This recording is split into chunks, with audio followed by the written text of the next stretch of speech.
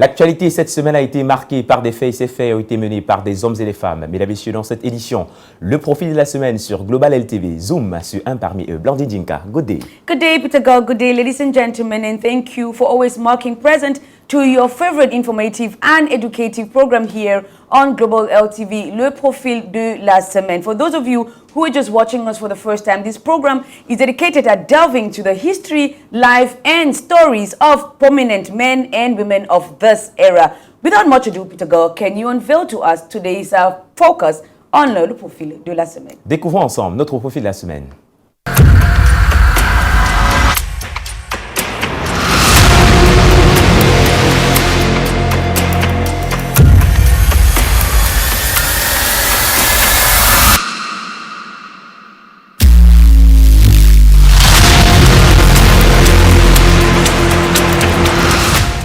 Xi Jinping est notre profil de la semaine. Le président de la République populaire de Chine depuis le 14 mars 2013 a été l'hôte de nombreux chefs d'État africains lors du forum sur la coopération sino-africaine qui s'est tenu à Beijing du mercredi 4 au vendredi 6 septembre 2024. Notons que ce forum justement vise à redéfinir et à renforcer les relations bilatérales qui existent entre la Chine et le continent noir. Today, we take you over to the People's Republic of China to meet with the conservative yet flexible modernizer, a visionary and a leader of the world's second largest economy and most populous country in the world, Xi Jinping, who recently made the headlines with the recently ended China-Africa Forum, which was held in Beijing, where he promised the African continent an amount of $50 billion in a bid to solidify the relations with this continent. C'est donc plus d'une vingtaine de chefs d'État africains qui étaient présents à ce forum, à l'issue duquel de nombreuses résolutions ont été prises. Dans la foulée, Xi Jinping annonce un soutien financier triennal de plus de 50 milliards de dollars au profit des pays africains. Brindanon, reportage. Xi Jinping, figure et partenaire incontournable de l'Afrique.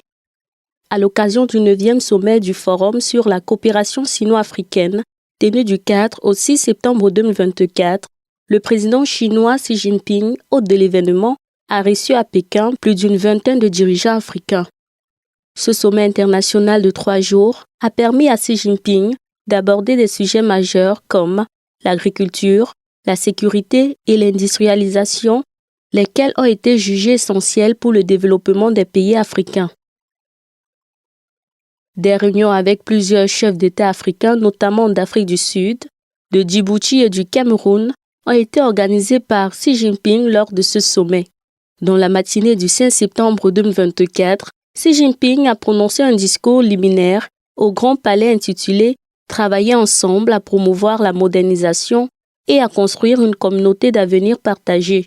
Dans ce discours, il a annoncé la proposition de porter au niveau stratégique les relations bilatérales entre la Chine et tous les pays africains ayant des relations diplomatiques avec elle et de rehausser les relations sino-africaines à une communauté d'avenir partagée Chine-Afrique de tout temps à l'ère nouvelle et que la Chine travaillerait avec l'Afrique pour développer 10 actions de partenariat sur la modernisation.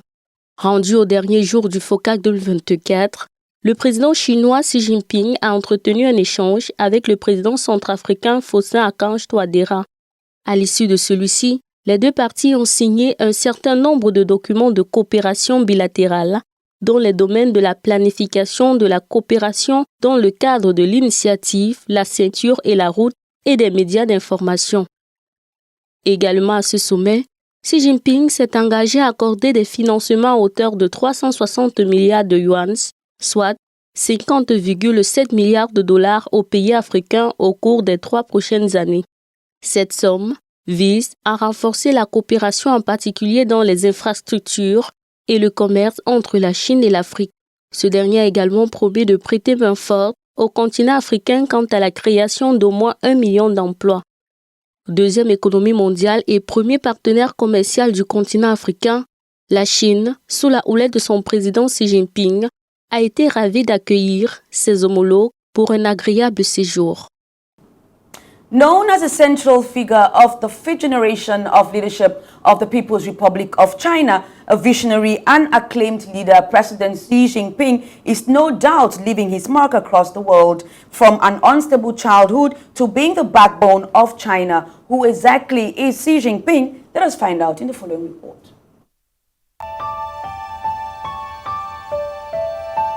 Born to Chinese communist revolutionarist and political officer Xi Jinping and his second wife Qi Xing, Xi Jinping was born on the 15th of June 1953 in Beijing.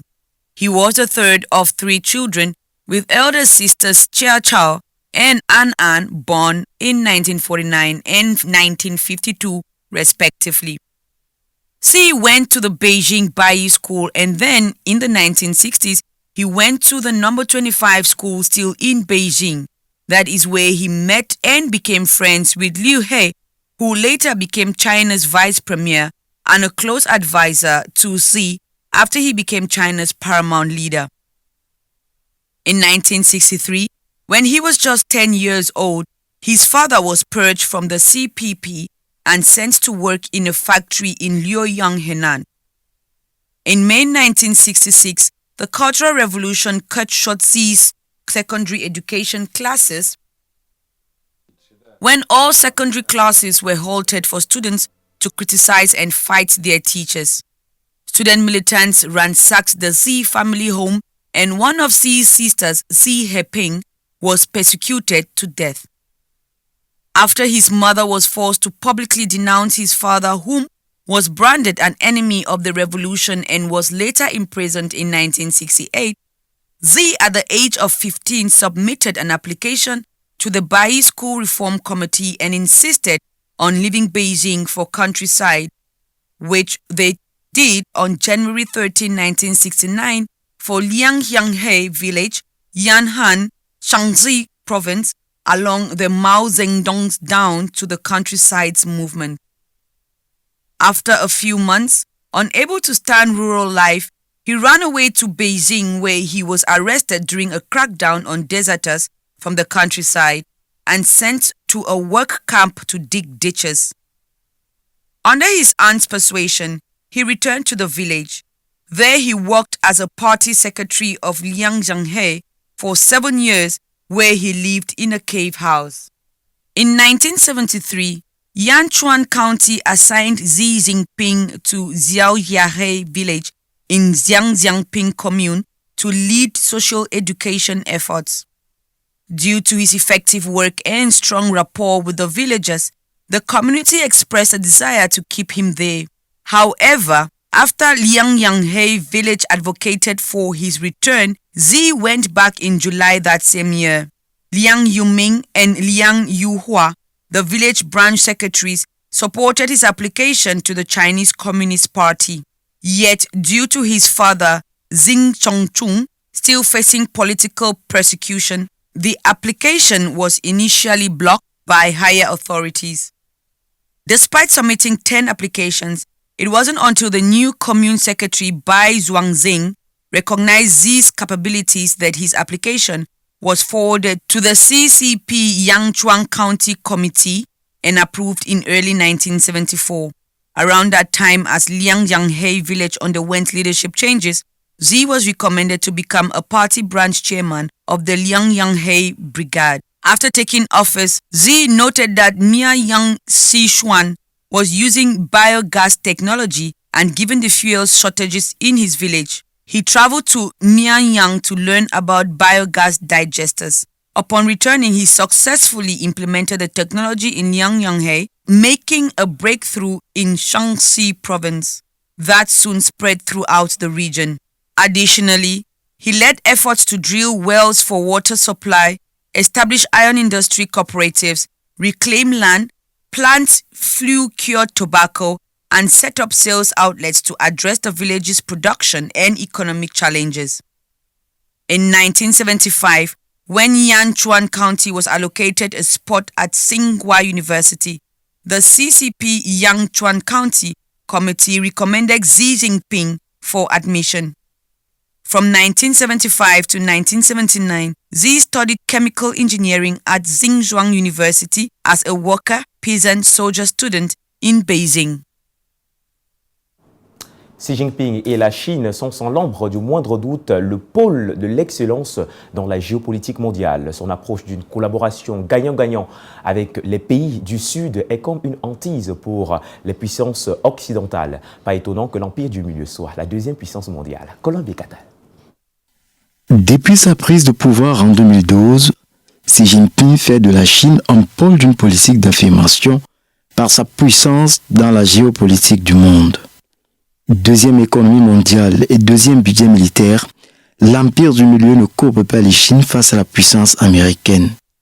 Sa force technologique, insufflée par le numéro 1 chinois, fait de ce pays d'Asie une figure de proue dans ses rapports avec d'autres pays du monde. Sa politique étrangère, notamment avec les pays d'Afrique, se trouve très efficace tant elle n'est pas construite comme pour les Occidentaux, sur des restrictions et des partenariats au bénéfice unilatéral aux dépens du continent noir. L'économie, l'agriculture, la santé et l'éducation, pour ne citer que ces pans, constituent l'apport de la Chine en Afrique et ce, davantage sous l'impulsion du président Xi Jinping. Des actions qui ont souvent valu à la Chine un acharnement des médias occidentaux. Nous avons eu à constater en fait que ce qui était rapporté par les médias étrangers était faux, dans le sens où peut-être ce qui est édicté par les autorités provinciales est mal compris par un certain nombre de médias et surtout il est pris par ces médias pour être détourné, pour en faire en sorte des éléments de divergence entre les Africains et les Chinois. Il est certain que la coopération sino-africaine, aussi bien sur le plan bilatéral, c'est entre la Chine et chacun des pays africains, que sur le plan multilatéral dans le cadre du forum sino-africain, fait en sorte d'attirer beaucoup d'envie et beaucoup de jalousie. C'est lui qui fait aujourd'hui plus qu'hier la promotion d'une gouvernance d'efficacité en Chine, avec un regard sur le monde. La Chine a d'ailleurs contraint les puissances occidentales à une réadaptation de leur politique étrangère. Now let's talk a little bit about Xi Jinping. We've seen that in carrying out his local and provincial duties, Xi Jinping showed himself to be pragmatic, a modernizer, and of course a reformist. He has been presented as a defender of the private sector, the market economy, and the large-scale opening up of China to foreign investments. It is evident to see that he knows how to be cautious, orthodox leader, unwilling in his actions, style, and even more so in his private life to depart from the norm authorized by the party and to expose himself to attacks by his distractors. Xi is a good organizer and coordinator. This can clearly be seen during the Beijing Olympic Games. He is also a leader conscious of the shortcomings and malfunctions of the Chinese bureaucratic system.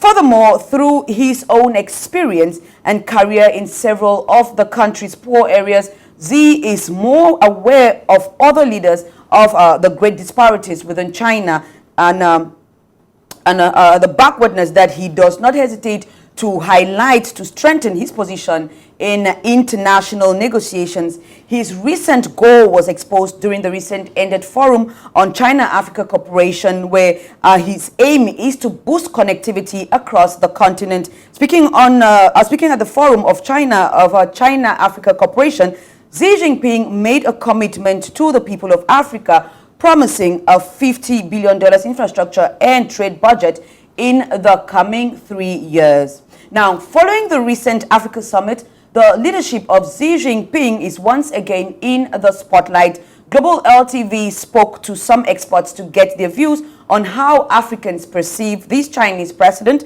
his policies, and the growing relationship between China and the African continent. Let us hear from Joy Ngong. Xi Jinping, China's president, has left a lasting impression on the African continent, especially after the recent China-Africa summit. The deepening ties between China and Africa through initiatives like the Belt and Road, have sparked both admiration and criticism. But how is Xi Jinping truly perceived by Africans? Yes, the man that has just closed the recent China-Africa summit is a man that any African that has bothered to learn about will immediately fall in love with him. First, because of his leadership skills, and secondly, because of his social life. Xi Jinping is a picture of a strong and unwavering leader who has remained true to Chinese tradition. Ruling China under the banner of the Chinese Communist Party, he is an epitome of the communist values that China holds so dear. From his early days in the Chinese Communist Party to becoming one of the world's most powerful leaders, it is Xi's fight against corruption that resonates with most Africans. His anti-corruption committee is reputed to have simply made men to disappear. This is because in his opinion and in his findings, he discovered that corruption was prevalent with the top-ranking members of the Chinese Communist Party, which he's leading. And so his idea of party discipline was to make sure that members of the party who were identified with the scourge were seriously disciplined. His intentionality towards this end has made China in 2021 and 2022 to be noted as experiencing a drastic reduction in perceived corruption. Beyond leadership, Xi's economic policies have had a profound impact on Africa. Under Xi Jinping, China's engagement with Africa has expanded significantly, especially through the Belt and Road Initiative, which was launched around 2013, with African countries playing a significant role in China's infrastructure and investment projects. We have to understand that African nations have benefited from Chinese investment in railways, in roads, in ports, and in energy infrastructure, which is part of Xi's vision to enhance trade routes and increase China's influence on the African continent. While some critics caution against potential debt issues, many African leaders describe the relationship as a win-win situation with long-term benefits for both sides. And even though some critics and pundits think that China may be putting Africa in what is called the debt trap, President Xi and African leaders have repeatedly described their relations as a win-win structure. Xi Jinping's influence on Africa continues to grow, with some admiring his strong leadership and others cautious of potential risks. As the relationship between China and Africa deepens, the continent will be watching closely how this partnership unfolds. And that was it for Le Profil de la Semaine this week, ladies and gentlemen. Don't fail to join us next week for an exciting and educative episode of Le Profil de la Semaine here on Global LTV. Don't forget as well to download the Global LTV app from our Play Store or simply scan the QR code to stay connected. Also visit our various platforms as seen on the screen below. Stay watching Global LTV and stay blessed. Mesdames et messieurs, voilà que se referme cette autre édition, le profil de la semaine. Merci de nous avoir suivis. Ne manquez pas de télécharger notre application Global LTV sur Play Store et de vous abonner sur toutes nos plateformes digitales. Au bon plaisir de nous retrouver la semaine prochaine pour un autre rendez-vous. D'ici là, portez-vous bien, prenez soin de vous, prenez soin de vos familles. Tchaïtienne.